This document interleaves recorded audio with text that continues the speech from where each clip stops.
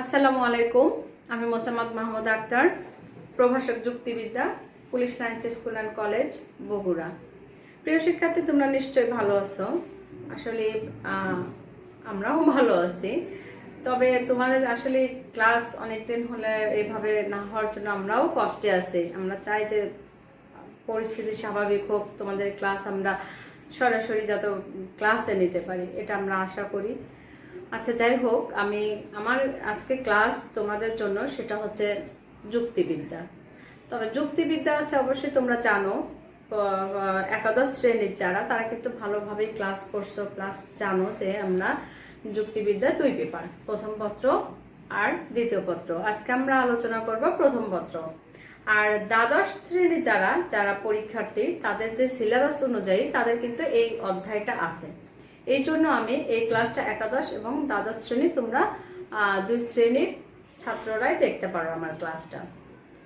যাই হোক, তোমাদের প্রথম সাময়িক পরীক্ষাতে ছিল প্রথম অধ্যায়, অর্থাৎ প্রথম পত্রের প্রথম অধ্যায় আর দ্বিতীয় অধ্যায়, দ্বিতীয় পত্রের প্রথম অধ্যায় আর দ্বিতীয় অধ্যায়। তো সেক্ষেত্রে যেহেতু ওটা তোমাদের জুমে ক্লাস শেষ হয়ে গেছে, আমরা তাহলে দ্বিতীয় সাময়িক পরীক্ষার পড়াটা এখন শুরু করতে পারি। দ্বিতীয় সাময়িক আছে তোমাদের, তোমরা সিলেবাসটা একটু বাসায় খুলে অবশ্যই দেখবা যে কোন কোন অধ্যায়গুলো তোমাদের এই পরীক্ষাতে আছে। দ্বিতীয় সাময়িকে আছে তোমাদের প্রথম পত্রের দ্বিতীয় অধ্যায় আর তৃতীয় অধ্যায় আর চতুর্থ অধ্যায়। আবার এরকম দ্বিতীয় পত্রের আছে তৃতীয় অধ্যায় আর চতুর্থ অধ্যায়। সেদিক থেকে আসলে আজকে আমরা প্রথম পত্রের তৃতীয় অধ্যায়টা শুরু করতে পারি, তাই না? ঠিক আছে, তাহলে দ্বিতীয় পত্রের যে তৃতীয় অধ্যায়টা আছে, অধ্যায়টার নাম দেখো, একটু বোর্ডের দিকে দেখো। অধ্যায়টার নাম হচ্ছে তৃতীয় অধ্যায়, যুক্তির উপাদান। এই যুক্তির উপাদান অধ্যায়টা বেশ বড় দেখে এই অধ্যায়টাকে আসলে আমাদের কয়েকটা পর্ব হয়তো আসতে পারে, সবগুলো পর্বই তোমরা অবশ্যই দেখবা, ঠিক আছে? তা না হলে কিন্তু ক্লাসগুলো বুঝতে পারবে না, কিংবা যুক্তির উপাদানে কি কোন জিনিস নিয়ে আলোচনা করা হয়েছে এটা কিন্তু তোমরা বুঝতে পারবে না। সেই জন্য তোমরা ক্লাসগুলো সিরিয়াল অনুযায়ী পর্ব 1, পর্ব 2, পর্ব 3 এভাবে যে কয়েকটা পর্ব থাকবে অবশ্যই যুক্তির উপাদান অধ্যায় পর্বগুলো ফলো করবা। তো যুক্তির উপাদান আসলে কি সেটা আসলে তোমাদের জানা দরকার, যেহেতু যুক্তির উপাদান নিয়ে আমরা আলোচনা করব। যুক্তির উপাদান হচ্ছে আসলে যুক্তি কি, এটা আসলে তোমাদের প্রথমে জানা দরকার। যে আমরা কি জানি? আমরা জানি যে ভাষায় প্রকাশিত চিন্তা সম্পর্কিত জ্ঞানকেই যুক্তি বলে। অর্থাৎ আমরা একটা জিনিস চিন্তা করছি যে সকল ছাত্র হয় মেধাবী। এটা কিন্তু আমাদের একটা চিন্তার বিষয়, এটা আমাদের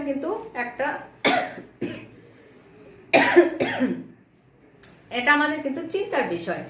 তো সেই চিন্তাটা আমরা এখানে কি করছি, এখানে মানে ভাষাটা কি করছি, প্রকাশ করছি, ঠিক আছে? একটা বাক্যের মাধ্যমে প্রকাশ করছি। এখন কথা হচ্ছে যে যুক্তিটা কি। আমরা যখন মানে মনের ভাব বা চিন্তাকে ভাষার মাধ্যমে প্রকাশ করি তখন সেটাই হলো যুক্তি, ঠিক আছে? তো যুক্তিতে আসলে এখানে কয়টি কি, 2টি, আমরা এই জিনিসগুলো মানে পুরো আমরা যুক্তির উপাদান অধ্যায়ে জানবো।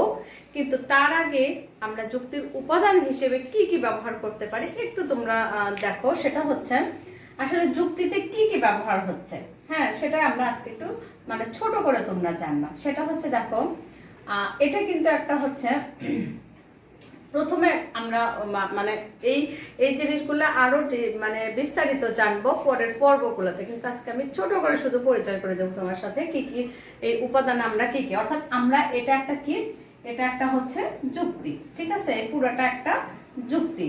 তাহলে এই যুক্তিটাতে কি ব্যবহার হয়েছে সেই জিনিসগুলোকে আমরা কি বলবো, যুক্তির উপাদান, ঠিক আছে?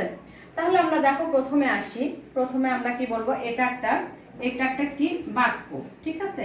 এটা একটা কি বাক্য বা যুক্তি বাক্য। হ্যাঁ, এই বাক্যটা কিভাবে আমরা কিন্তু মানে তোমরা ব্যাকরণে পড়ছো যে এরকম মানুষের মনের ভাব যদি সম্পূর্ণভাবে প্রকাশ পায় তাকে কি বলা হয় যে বাক্য। কিন্তু আমাদের মানে যুক্তিবিদ্যায় কিন্তু সব বাক্যই যুক্তি বাক্য না। যুক্তি বাক্য এটা আমরা আরো মানে বিস্তারিত তোমাদের ক্লাস থাকবে, তারপরে একটু আমি শর্টকাট বলি। তাহলে আমরা প্রথমত কি ব্যবহার করলাম, একটা বাক্য বা যুক্তি বাক্য। তাহলে এভাবে লেখা যেতে পারে যে এটা হচ্ছে যুক্তি বাক্য। এরপরে আসি এই বাক্যতে কি কি আছে, দেখো এই বাক্যতে কি আছে, একটা হচ্ছে উদ্দেশ্য পদ, এটাকে আমরা কি বলবো, উদ্দেশ্য পদ। এটা হচ্ছে বিধেয় পদ, একটা হচ্ছে সংযোজক। আমি আলোচনা করব, যেহেতু লেখার আসলে দরকার ওরকম নাই, তারপর আমি লিখি যে উদ্দেশ্য পদ, এটা হচ্ছে উদ্দেশ্য পদ, ঠিক আছে। এটা হচ্ছে বিধেয় পদ,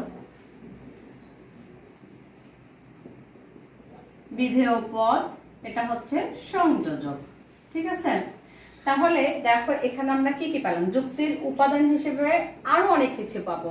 তাহলে এটা কি হলো, এটা হলো একটা যুক্তি বাক্য, এটা একটা যুক্তি বাক্য, এটা একটা যুক্তি বাক্য।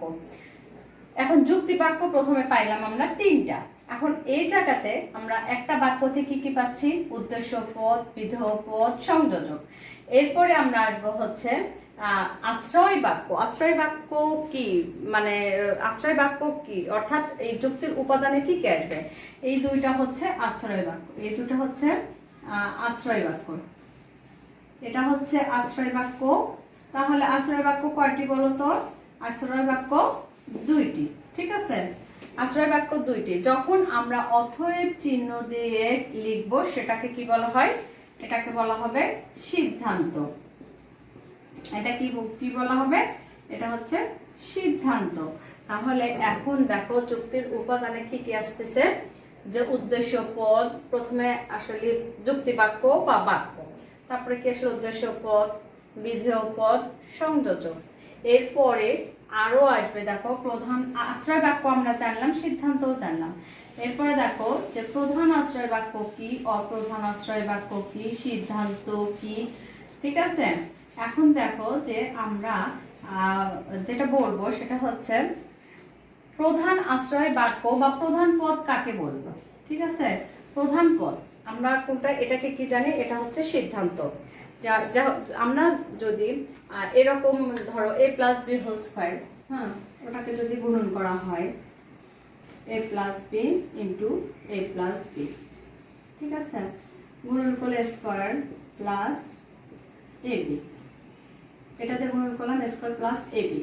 এরপরে আসো বি তে গুণন করলে এ বি প্লাস স্কয়ার, এটাকে যদি লেখা হয় তাহলে কি হচ্ছে square plus 2ab plus B square.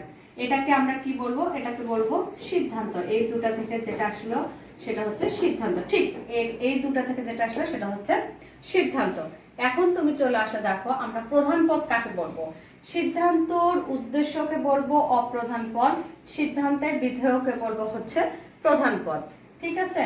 তাহলে দেখো এটাকে আমরা কি বলতেছি, এটা হচ্ছে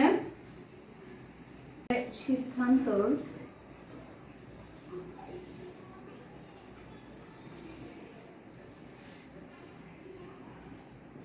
সিদ্ধান্তের উদ্দেশ্যকে বলবো অপ্রধান পদ, আর বিধেয়কে বলবো হচ্ছে প্রধান পদ, ঠিক আছে। সিদ্ধান্তের, তাহলে দেখো প্রধান পদ অপ্রধান পদ, অর্থাৎ তাহলে কি বুঝলা, যে উদ্দেশ্যকে বলবো অপ্রধান পদ আর বিধেয়কে বলবো প্রধান পদ। এখন আমরা এই দুটোকে কি বলছি, দুটো হলো আশ্রয় বাক্য, ঠিক আছে, এই দুটো হলো আশ্রয় বাক্য। এখন যদি তোমাদেরকে বলা হয় যে কোনটা প্রধান আশ্রয় বাক্য কোনটা অপ্রধান আশ্রয় বাক্য, কি বলবো, দেখো তো, যেটাতে প্রধান পদ আছে সেটা হচ্ছে প্রধান আশ্রয় বাক্য, যেটাতে অপ্রধান পদ আছে সেটা হচ্ছে অপ্রধান আশ্রয় বাক্য। তাহলে কি দেখো তো, প্রধান পদ কোনটাতে আছে, মেধাবী, এটা হচ্ছে প্রধান আশ্রয় বাক্য, এটা হচ্ছে প্রধান আশ্রয় বাক্য। আর হচ্ছে তাহলে ওই অপ্রধান পদ যেটাতে আছে সেটা হচ্ছে অপ্রধান আশ্রয় বাক্য, এটা কি হচ্ছে, এটা হচ্ছে অপ্রধান আশ্রয় বাক্য। তাহলে দেখো এরপরে আসি আরেকটা জিনিস, সেটা হচ্ছে যে মধ্যপদ, অর্থাৎ যেটা হলো আশ্রয় বাক্য আছে কিন্তু সিদ্ধান্তে নেই। বলো তো কি আছে আশ্রয় বাক্যে, কি আছে, আশ্রয় বাক্যে আছে কিন্তু সিদ্ধান্তে নাই, সেটা হচ্ছে মধ্যপদ। এটা কি বলবো, সেটাকে আমরা কি বলবো, এই ছাত্রটা কি, ছাত্রটা কিন্তু সিদ্ধান্তে নাই। ঠিক আছে, ছাত্র সিদ্ধান্তে নাই, তাহলে এটাকে আমরা কি বলবো, মধ্যপদ। এটাকে আমরা কি বলবো, মধ্যপদ। তাহলে দেখো যে এই যুক্তিটাতে, এটা একটা যুক্তি, ঠিক আছে, এই যুক্তিটাতে আমরা কি কি পাইছি দেখো। আমরা প্রথম থেকে একটু বলে আসি, 1 নম্বরে চলে আসে। 1 নম্বর হচ্ছে যুক্তি বাক্য। 1 নম্বর হচ্ছে বাক্য বা যুক্তি বাক্য। এটা যদি, এটা কি আমি লিখবো, আসলে তোমরা শুনো, যেহেতু আসলে আমাদের অনলাইন ক্লাস, লিখতে লিখতে হয়তো সময় চলে যাবে, আমরা একটু শুনি, মনোযোগ দিয়ে শুনি। তাহলে যুক্তির উপাদানে কি কি আসতেছে দেখো। প্রথমে 1 নম্বরে কি আসতেছে, 1 নম্বরে আসতেছে হচ্ছে বাক্য বা যুক্তি বাক্য। তার মানে যুক্তিতে আমরা কি ব্যবহার করতেছি, অবশ্যই বাক্য লাগবে, যুক্তি বাক্য লাগবে, ঠিক আছে। এরপরে আসো পদ, তাই না। 2 নাম্বার কি হচ্ছে, পদ। পদ অবশ্যই হবে পদ, উদ্দেশ্য পদ অথবা বিধেয় পদ হিসেবে, কারণ একটা যুক্তি বাক্য হতে গেলে তাতে কিন্তু অবশ্যই পদ থাকতে হবে। এরপরে দেখো, তাহলে 1 নাম্বার কি হচ্ছে, উদ্দেশ্য পদ। 2 নাম্বার হচ্ছে বিধেয় পদ। 3 নাম্বার কি হচ্ছে, সংযোজক। তাহলে কয়টা আসলো উপাদান, 4টা আসলো। এরপরে আসো যে প্রধান পদ, অর্থাৎ আমরা সিদ্ধান্তের উদ্দেশ্যকে বলবো হলো অপ্রধান পদ, বিধেয়কে বলবো প্রধান পদ। তাহলে কয়টা আসলো, 4। 5 নাম্বার হচ্ছে প্রধান পদ, 6 নাম্বার হচ্ছে অপ্রধান পদ, 7 নাম্বার হচ্ছে মধ্যপদ। মধ্যপদ কিসে, আশ্রয় বাক্যে আছে কিন্তু সিদ্ধান্তে নেই, সেটাকে আমরা কি বলবো, মধ্যপদ। এটা হচ্ছে 7 নাম্বার। এরপরে আসো প্রধান, অর্থাৎ আশ্রয় বাক্য। মানে আশ্রয় বাক্য কি, আমরা যে দুটি আশ্রয় বাক্য থেকে সিদ্ধান্তটি অনুমিত হলো, এই দুটাকে কি বলবো, আশ্রয় বাক্য। অর্থাৎ সকল ছাত্র হয় মেধাবী, রহিম হয় ছাত্র, এই দুই মানে বাক্য হচ্ছে আশ্রয় বাক্য। এই 2 বাক্য কি, আশ্রয় বাক্য। তাহলে আশ্রয় বাক্য সম্পর্কে আমরা জানলাম। 8 নাম্বার আশ্রয় বাক্য। 9 নাম্বারে আসো প্রধান আশ্রয় বাক্য, ঠিক আছে। না, আসলে প্রধান পদ যেহেতু আমরা জানছি, প্রধান পদ, মধ্যপদ। তাহলে 9 নম্বরে আসা হচ্ছে আশ্রয় বাক্য, জেনে গেলাম। এরপরে প্রধান আশ্রয় বাক্য কাকে বলবো, প্রধান পদ যে আশ্রয় বাক্য আছে সেটা হচ্ছে প্রধান আশ্রয় বাক্য। এরপরে আসো অপ্রধান পদ, অর্থাৎ অপ্রধান পদ যে আশ্রয় বাক্যে আছে সেটা হচ্ছে অপ্রধান আশ্রয় বাক্য। এরপরে আসো হচ্ছে সিদ্ধান্ত, ঠিক আছে। তাহলে আমরা এই জায়গাতে কতগুলো উপাদান পাইলাম, 12টি উপাদান পাইলাম, ঠিক আছে। এখন যুক্তির উপাদান বলতে, যুক্তিতে যে সমস্ত শব্দ, বাক্য, যুক্তি বাক্য, সিদ্ধান্ত, আশ্রয় বাক্য যেগুলো ব্যবহার করা হচ্ছে সেগুলোকেই কিন্তু যুক্তির উপাদান বলা হচ্ছে। এই হিসেবে আমরা এখন এরপরে তোমাদের এই উপাদানগুলো আমি আসলে সংক্ষেপে একটু দেখে দিলাম। এরপরে ক্লাসে আমরা শুরু করে প্রথমত আমরা একটু যুক্তি বাক্য বা বাক্য সম্পর্কে এখন একটু জানবো আমরা, ঠিক আছে। এখন আমরা বিস্তারিত জানবো যে যুক্তি বাক্য কাকে বলে বা যুক্তি বাক্য কি, ঠিক আছে। কারণ বাক্য কিন্তু তোমরা সবাই জানো। দেখো যুক্তি বাক্যটা কি, আমি কি লিখছিলাম যে রহিম হয় ভালো, ঠিক আছে, রহিম হয় ভালো, আর রহিম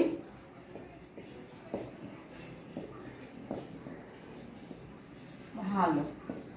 আমরা কিন্তু এখন আসলে আলোচনা করতেছি বাক্য বা যুক্তি বাক্য, ঠিক আছে। বাক্য বা যুক্তি বাক্য, অর্থাৎ আমরা যে যুক্তির উপাদান আলোচনা করলাম, এই উপাদানের মধ্যে 1 নম্বরে চলে আসবে বাক্য বা যুক্তি বাক্য।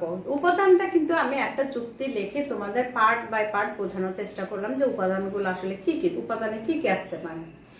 তো সেক্ষেত্রে প্রথমে আমরা কি দেখছিলাম যে বাক্য বা যুক্তি বাক্য, তাই না। তাহলে এখন আমরা একটু মানে জানবো যে বাক্য কি বা যুক্তি বাক্য কি। আচ্ছা, তাহলে তোমরা কিন্তু ব্যাকরণে জেনে গেছো যে বাক্য কি, কতগুলো শব্দ বা শব্দ সমষ্টি একত্রে বসে যদি মনের ভাব সম্পূর্ণভাবে প্রকাশ করে তাকে কিন্তু বাক্য বলে। এটা কিন্তু বাংলা ব্যাকরণে তোমরা জানো। কিন্তু যুক্তিবিদ্যায় কিন্তু সব বাক্য বাক্য নয়, ঠিক আছে? যুক্তিবিদ্যায় যুক্তি বাক্য হতে গেলে তাকে অবশ্যই 3টি শর্ত পালন করতে হবে। কি কি? উদ্দেশ্য পদ, বিধেয় পদ এবং সংযোজক। সংযোজক ছাড়া কিন্তু যুক্তি বাক্য কখনোই হবে না। কি দেখো, এখানে আমি লিখছি 2টা বাক্য, একটা হচ্ছে রহিম হয় ভালো, আর একটা লিখছি রহিম ভালো। বলো তো দেখি কোনটা যুক্তি বাক্য আর কোনটা বাক্য? অবশ্যই তোমরা কিন্তু বলতে পারবা, কারণ আমি ক্লাসে এভাবে পড়াইছি, তোমরা বলতে পারছো। যুক্তি বাক্য অবশ্যই উদ্দেশ্য পদ, সংযোজক, বিধেয় পদ। এই সংযোজক ছাড়া কিন্তু যুক্তি বাক্য কখনোই হবে না। সংযোজক ছাড়া যুক্তি বাক্য কখনোই হবে না। এখানে কি আছে দেখো, রহিম ভালো, এটা কিন্তু একটা বাক্য কিন্তু শেষ হয়ে গেছে, ঠিক আছে? একটা বাক্য সম্পূর্ণ মানে মনের ভাব প্রকাশ করছে, যেহেতু রহিম ভালো। কিন্তু এটা কিন্তু যুক্তি বাক্য নয়, ঠিক আছে? অনেক সময় তোমাদের কিন্তু পরীক্ষাতে আসে যে একটা বাক্য আছে, তাকে যুক্তি বাক্যে রূপান্তর করা, অথবা এইটিকে যুক্তি বাক্য, অথবা এরকম এমসিকিউ হিসেবে ছোট ছোট প্রশ্ন হিসেবে আসতে পারে যে যুক্তি বাক্য হতে গেলে কয়টি শর্ত পালন করতে হবে, যুক্তি বাক্য হতে গেলে 3টি শর্ত পালন করতে হবে। অথবা এইভাবে প্রশ্ন থাকতে পারে যে যুক্তি বাক্যর কয়টি অংশ, অবজেক্টিভ হিসেবে কিন্তু তোমাদের আসে যে যুক্তি বাক্যর কয়টি অংশ, 1টি, 2টি, 3টি না 4টি? নিশ্চয়ই 3টি। তাহলে আমাদের যুক্তি বাক্য হতে গেলে উদ্দেশ্য পদ, বিধেয় পদ এবং সংযোজক থাকতে হবে। তাহলে এটা কি? এটা যুক্তি বাক্য, এটা হলো বাক্য। এখন দেখো যে যুক্তি বাক্য হতে গেলে কি কি লাগতেছে? উদ্দেশ্য, তাই না? উদ্দেশ্য পদ। অবশ্য পদ আমরা পরের ক্লাসে আলোচনা করব, তখন বুঝতে পারবে যে পদটা কি। কিন্তু উদ্দেশ্য পদ মানে উদ্দেশ্য পদটা কি? এটা হচ্ছে যার সম্পর্কে কিছু বলা হয় তাকে কি বলা হচ্ছে? উদ্দেশ্য পদ। যখন আমরা পদ আলোচনা করব তখন এটা আলোচনা করব। তারপরে আমি বলি, এটা হলো উদ্দেশ্য পদ, এটা বিধেয় পদ, এটা হলো সংযোজক। এই 3টি শর্ত ছাড়া কখনোই যুক্তি বাক্য রূপান্তর হবে না। আবার কিন্তু অনেক সময় তোমাদের প্রশ্ন থাকে এরকম যে সব বাক্যই কি যুক্তি বাক্য? হ্যাঁ, এইভাবে ছোট প্রশ্ন খ অর্থাৎ অনুধাবনমূলক প্রশ্ন হিসেবে আসতে পারে যে সব বাক্যই কি যুক্তি বাক্য? তখন কিন্তু তোমাদের সেটা ব্যাখ্যা দিতে হবে যে না, সব বাক্যই যুক্তি বাক্য নয়। এখন আসো, তাহলে যুক্তি বাক্যর এরকম সংজ্ঞাও আসতে পারে যে যুক্তি বাক্য বলতে কি বুঝছো, ঠিক আছে? বা যুক্তি বাক্য কি? আমাদের যে প্রশ্নগুলো আছে, অনুধাবনমূলক প্রশ্নগুলো, এগুলো কিন্তু তোমাদের জানতে হবে, জানা থেকে প্রশ্নের অ্যান্সারগুলো তৈরি করতে হবে। তো যুক্তি বাক্য কাকে বলে? আসলে যুক্তি বাক্য যখন তোমরা লিখতে যাবা যে যুক্তি বাক্য হলো, তখনই সেটা যুক্তি বাক্যে পরিণত হবে যখন তার উদ্দেশ্য পদ থাকবে, বিধেয় পদ থাকবে এবং সংযোজক থাকবে, তখন সেটাকে যুক্তি বাক্য বলে। এই যুক্তি বাক্যগুলোর কিন্তু বেশ কয়েকটি প্রকারভেদ আছে, আমাদের এই যুক্তির উপাদান অধ্যায়েই আছে। তো সেই প্রকারভেদগুলো আমরা বিভিন্ন অনুসারে আর কি ভাগ করব পরের ক্লাসগুলোতে। যেমন আছে তোমাদের গুণ অনুসারে, পরিমাণ অনুসারে, তারপরে হচ্ছে সম্বন্ধ অনুসারে, সম্পর্ক অনুসারে, তারপরে হচ্ছে পরিমাণ অনুসারে, তারপরে হচ্ছে এইভাবে বেশ কয়েকটি ভাগ আছে যুক্তি বাক্যের, সেগুলো আমরা আলোচনা করব পরের সময়টাতে। এখন দেখো, যদি যুক্তি বাক্য আলোচনা করা হয় সেক্ষেত্রে যুক্তি বাক্যর পরে আসে কি? পদ। কারণ যুক্তি বাক্যতেই কিন্তু পদটা ব্যবহার করা হয়, পদ ছাড়া কিন্তু যুক্তি বাক্য হয় না। তো সেক্ষেত্রে আসলে পদ তাহলে কয়টি? মানে পদের ইংরেজি প্রতিশব্দ কি? টার্ম এসেছে কি? টার্মিনাস থেকে, ঠিক আছে? তার অর্থ কি? প্রান্ত বা সীমা। আমরা এখানেই সেটা জানবো যে টার্ম শব্দের অর্থ হচ্ছে প্রান্ত বা সীমা। প্রান্ত বলতে কি বোঝায় বা সীমা বলতে কি বোঝায়, এটা আলোচনাতে দেখো। প্রান্ত হলো এটা কি সীমা, তাই না? ভালো, এটা কিন্তু একটা যুক্তি বাক্য শেষ হয়ে গেছে, এটা কি একটা সীমা। এটা একটা সীমা, প্রান্ত বা সীমা, অর্থাৎ তাহলে এটা একটা পদ, এটা একটা পদ। ঠিক আছে, এখানে তাহলে কয়টা পদ? 2টা পদ আসলো।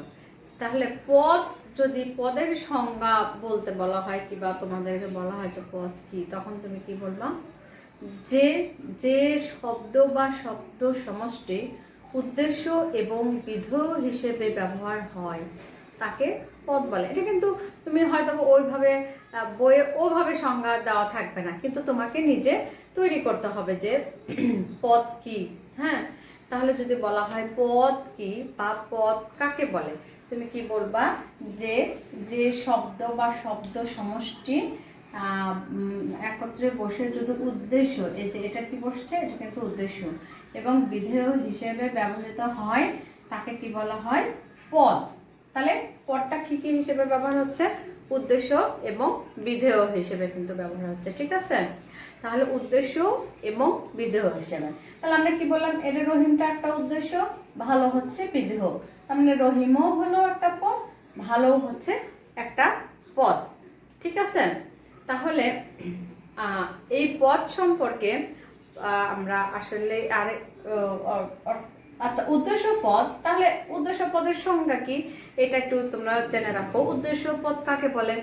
যার সম্পর্কে কিছু বলা হয় তাকে উদ্দেশ্য পদ বলে। ঠিক আছে, যার সম্পর্কে, কার সম্পর্কে? রহিম সম্পর্কে। রহিম সম্পর্কে কিছু বলা হয়, তাহলে রহিম কি? উদ্দেশ্য পদ। যার সম্পর্কে কিছু বলা হয় তাকে উদ্দেশ্য পদ বলে, এবং উদ্দেশ্য সম্পর্কে যা বলা হয় তাকে বিধেয় পদ বলে। উদ্দেশ্য সম্পর্কে যা বলা হয় তাকে বিধেয় পদ বলে।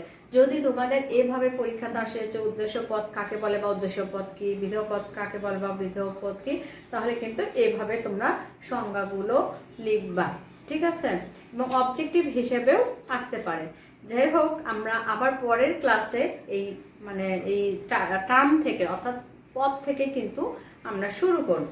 তো সেক্ষেত্রে তোমরা কোনো ক্লাসেই মিস করবে না, এবং বারবার তোমরা বাসায় বসে আমাদের এই ক্লাসগুলো দেখবা।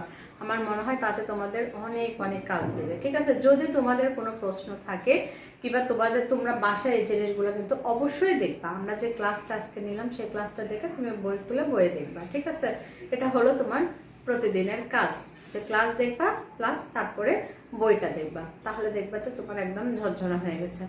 ঠিক আছে শিক্ষার্থী, তোমরা সে পর্যন্ত ভালো থাকো। অবশ্যই আমি পরের আমার ক্লাসগুলো তোমরা দেখবা। ভালো থাকো, আল্লাহ হাফিজ।